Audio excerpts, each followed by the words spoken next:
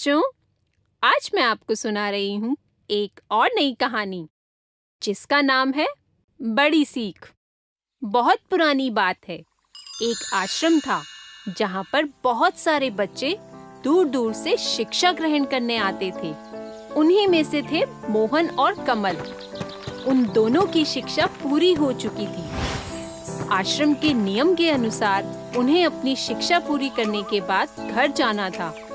लेकिन जब मोहन और कमल घर जाने लगे तो उन्हें गुरुजी ने अपने पास बुलाया और कहा, बच्चों, आज तुम अपनी शिक्षा पूर्ण करके अपने अपने घर जा रहे हो, लेकिन तुम्हें अपने घर जाने से पहले एक और परीक्षा देनी होगी।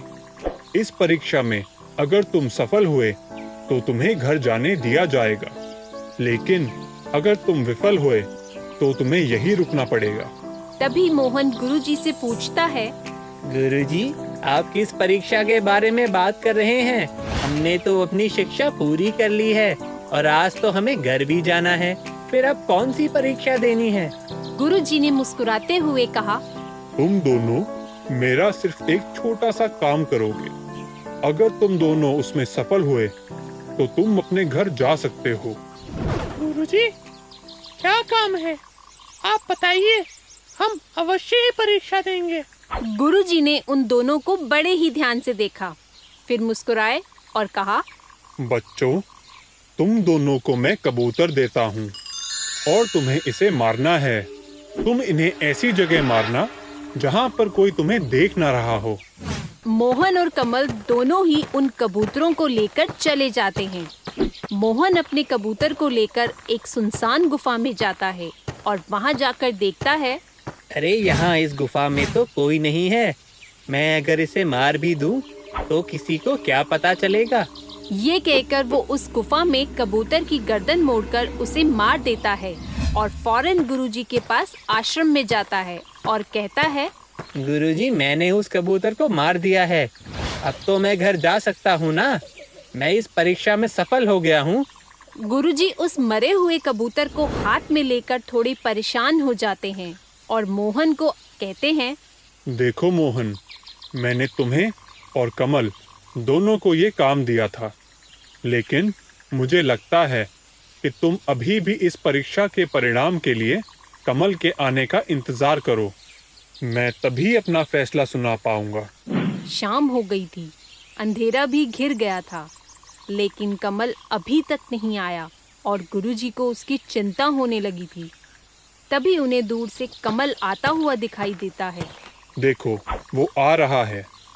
उसके आने के बाद तुम दोनों के परीक्षा के परिणाम की घोषणा हो जाएगी। प्रणाम गुरुजी। कमल, तुम इतनी देर से कैसे आए और तुम्हारे हाथ में ये कबूतर जिंदा कैसे है? गुरुजी, ये बहुत लंबी कहानी है। आप बस ये समझ लीजिए कि मैं इस परीक्षा में सफल नहीं हुआ हूँ। मुझे क्षमा करें। मैं इस कबूतर को नहीं मार पाऊंगा और इस कारण मैं अपने घर भी नहीं जा सकता। ये सुनते ही गुरुजी उससे कहते हैं, रुको कमल, तुम जब तक हमें पूरी बात नहीं बताओगे, हम तुम्हें आश्रम में प्रवेश नहीं करने देंगे। बताओ, क्या हुआ था तुम्हारे साथ? गुरुजी, जैसा कि आपने कहा था कि इस कबूतर को वहीं ले जाकर मारना है जहाँ पर कोई नहीं देख रहा होगा, तो मैंने वही किया। मैं इसे मारने के लिए जंगल में ले गया, लेकिन वहाँ पर मौजूद सारे जानवर मुझे देख रहे थे। फिर मैं इसे जंगल के अंदर ले गया। वहाँ पर जानवर तो मौजूद नहीं थे, पर सारे पेड़ पौधे देख रहे थे। इसके बाद मैं इसे समुद्र ले गया, तो वहाँ पर सारी मछलियाँ और समुद्र देख रहा था। जब मैं इसे मारने के लिए पहाड़ पर ले गया तो वहाँ पर सन्नाटा देख रहा था। इसके बाद मैं एक गुफा के अंदर ले गया। वहाँ पर मुझे अंधेरा देख रहा था और इनसे सबसे बड़ी बात, मैं इसे मारते हुए खुद देख रहा था। गुरुजी ये बात सुनकर मुस्कुराए और उससे कहा, कमल, तुमने तो सबसे बड़ी शिक्षा ग्रहण की है। जो मैं तुम्हें समझाना चाहता था वो तुम समझ गए। तुमने इस कबूतर को इसलिए नहीं मारा कि तुम्हें सब देख रहे थे, एकांत में भी। यही हमारा भय है जो हमें गलत काम करने से रोकता है। अगर हम सब कुछ भी गलत करने से पहले ये सोच लें कि हमें कोई ना कोई देख रहा है, तो हम गलत काम नहीं करेंगे। बस यही मैं तुम्हें समझाना चाहता था और तुम बहुत अच्छे से समझ गए। तत्पश्चात गुरुजी ने अपनी शक्तियों से उस कबूतर को भी जीवित कर दिया।